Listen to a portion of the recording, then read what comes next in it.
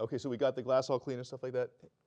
Hey, guys, what happens if I smash this sponge against the glass? Have you guys checked that out? Let's see, shake that kind of.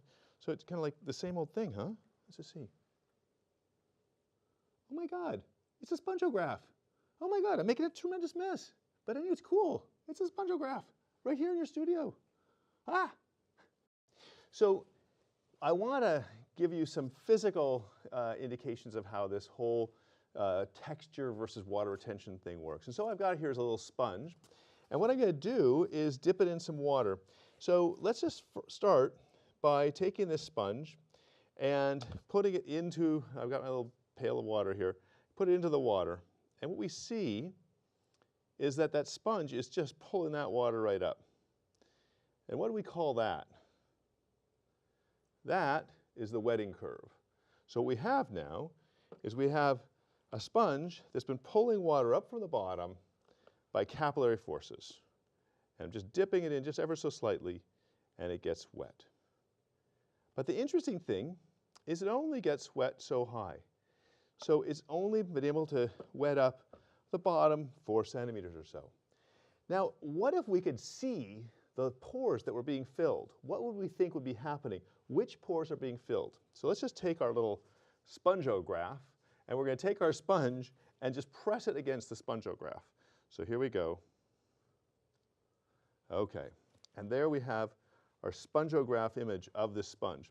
And what we see is that at the top of the wetting area, the water is in little tiny pores. So it's like a web, a spider's web with small pores. And at the bottom, almost all of the pores are filled.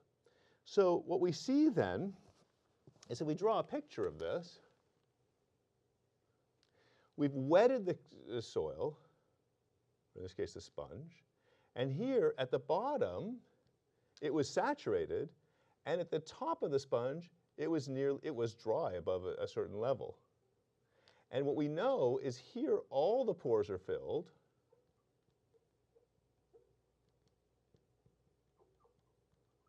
and here only the small pores.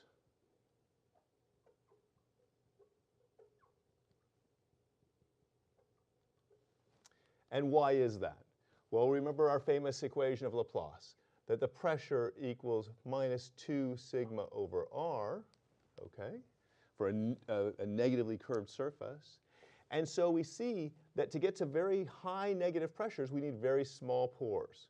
So here only the smallest pores are filled, giving the highest tension.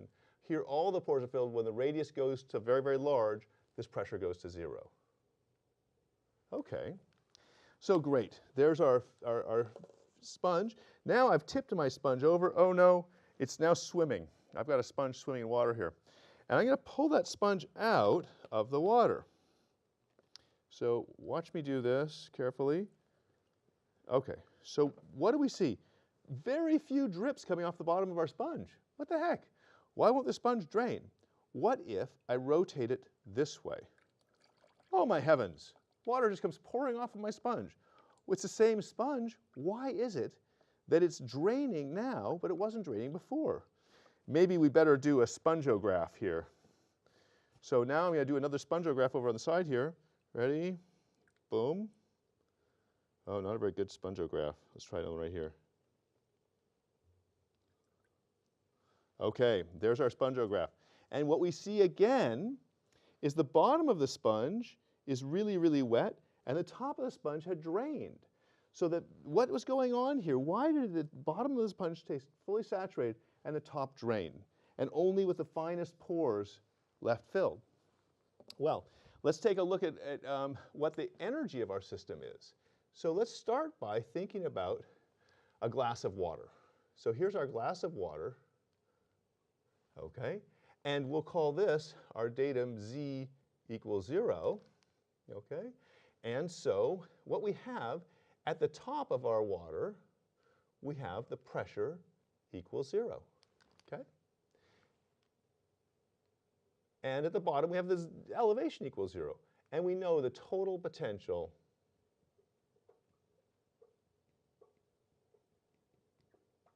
is equal H. We call it capital H, is just equal to the pressure potential plus the elevation.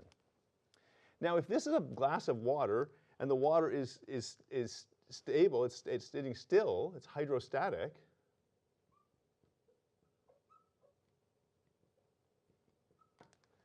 then what we know is that H is a constant. If there were different values of the total potential in the glass, the water would move. It would move towards lower potential. But no, the water is still.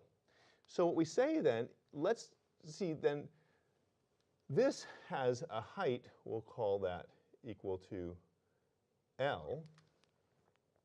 And so we know then at the top, Z equals L at the top. Aha, here's a place we know both of them. So capital H is equal to Z plus H, that's equal to L plus 0 equals L. So we've got our value of H, and H is the same everywhere. Specifically, it's the same here. But here we have Z equals 0, so L, which is our value of H, equals Z plus H equals 0, and what's the value? Because Z equals 0 here, and that H must be equal to L to make this equal. And so what we see is that the pressure in our glass increases as the elevation, pressure increases as the elevation decreases. And it takes on a value of L here and a value of 0 there. Okay? So that's how our pressure and our elevation in a hydrostatic system are working. But what if we kept on going upward? What if we put a sponge up here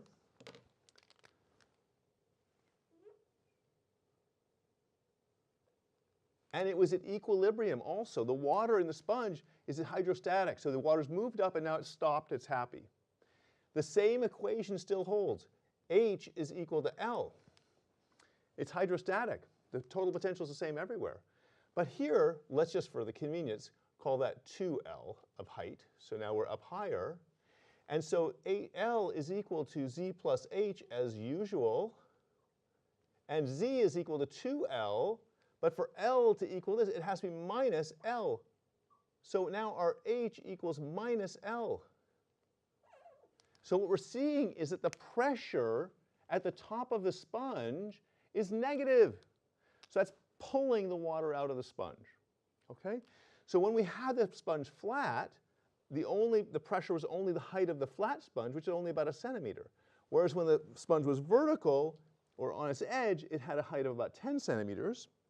So we saw that little drainage here.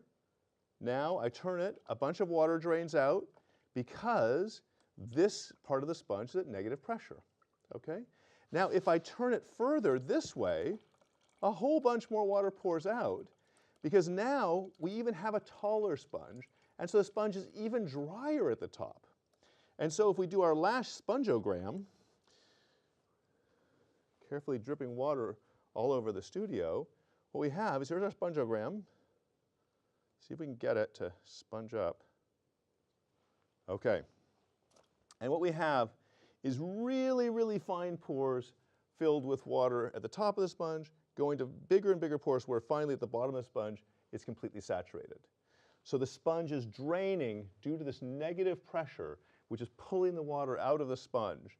And so in this way, we see the basic features of hydrostatic systems. We have a total potential equal to the sum of the elevation plus the pressure potential. And that then gives rise to more and more negative pressure, draining ever smaller pores till only the very, very smallest pores are filled with water.